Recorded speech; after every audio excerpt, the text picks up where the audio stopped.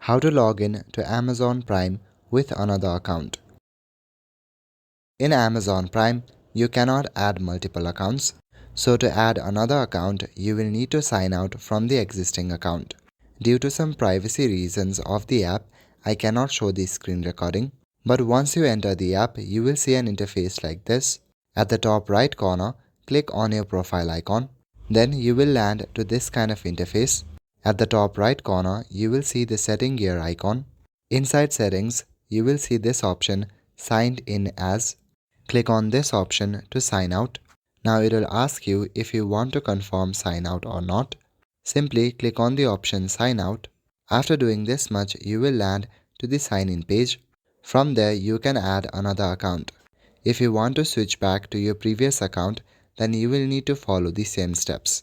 That's all for today. Thank you.